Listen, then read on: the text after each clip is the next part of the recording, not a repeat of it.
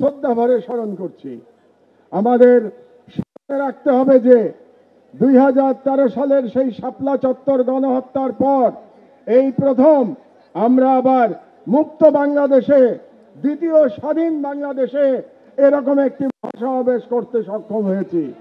কাজেই আমাদের এই দীর্ঘ পথ পরিক্রমায় যারা জীবন দিয়ে আমাদের জন্য সহজ করে দিয়ে গেছেন, তাদের সকলের প্রতি আমার অসীম শ্রদ্ধা এবং ভালোবাসা, এবং তাদের পরিবারের প্রতি আমি সমবেদনা জ্ঞাপন করছি।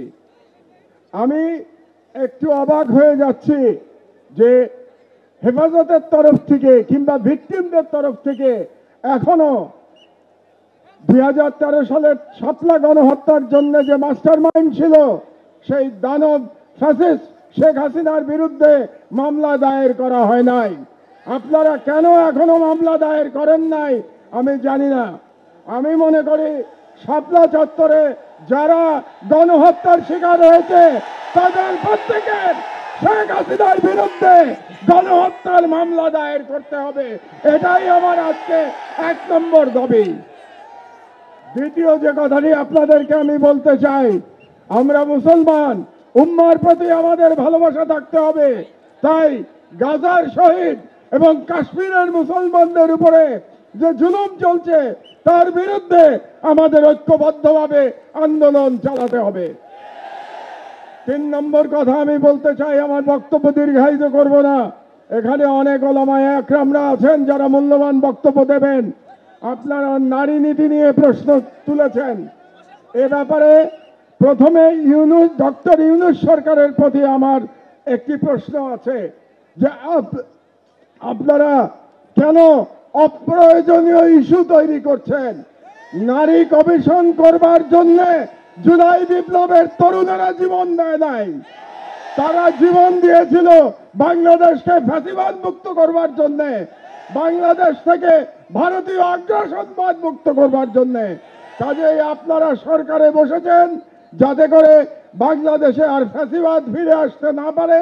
আপনাদের দায়িত্ব শুধুমাত্র সেই সংস্কারগুলি করা যে সংস্কারের মাধ্যমে বাংলাদেশে ফ্যাসিবাদের পুনরুত্থানের পথ আমরা বন্ধ করতে পারবো।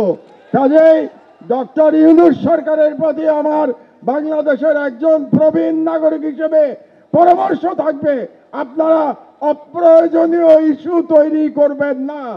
এবং আমরা দেখতে পেয়েছি আপনারা অনেকগুলো অপ্রয়োজনীয় সংস্কার কমিশন করেছেন। এই সমস্ত সংস্কার কমিশনের কোনো প্রয়োজন ছিল না। আপনারা রাষ্ট্রের সম্পদ এবং সময় নষ্ট করছেন। আমার অনুরোধ, এই সমস্ত কমিশন আপনারা বাতিল করে দেন। এই সমস্ত কমিশনের কোনো প্রয়োজন নাই। আর আলেম ওলামাদের কাছে আমার নিবেদন, আপনারা নারী নীতি নিয়ে লড়াই করতে গিয়ে বৃহত্তর লড়াই থেকে সরে যাবেন না। আমাদের বৃহত্তর লড়াই ভারতীয় সাম্রাজ্যবাদের বিরুদ্ধে লড়াই, আমাদের বৃহত্তর লড়াই ইসলামের জন্য আমাদের লড়াই। আপনারা যদি নারী নীতির মতো একটা ইস্যু দিয়ে আন্দোলন করেন তাহলে আমাদের যে বৃহত্তর আন্দোলন এটা ক্ষতিগ্রস্ত হবে। কাজেই নারী নীতির অবশ্যই আপনারা প্রতিবাদ করবেন, কিন্তু তার মানে এই না যে আমরা মূল লড়াই থেকে সরে যাব। মূল লড়াই থেকে আমাদের সরে যাওয়া যাবে না। এই জন্যে আপনাদের কাছে আমার আহ্বান, আপনারা ঐক্যবদ্ধ থাকবেন। আমি বিশ্বাস করি বাংলাদেশের আলেম সমাজ যদি ঐক্যবদ্ধ থাকে তাহলে বাংলাদেশের স্বাধীনতা কেউ ছিনিয়ে নিতে পারবে না। কাজেই যে কোনো মূল্যে এই হেফাজতের মঞ্চ থেকে বাংলাদেশের সকল আলেমদের ঐক্যবদ্ধ থাকার আহ্বান জানিয়ে আমার বক্তব্য শেষ করছি। আল্লাহ হাফেজ। বাংলাদেশ জিন্দাবাদ।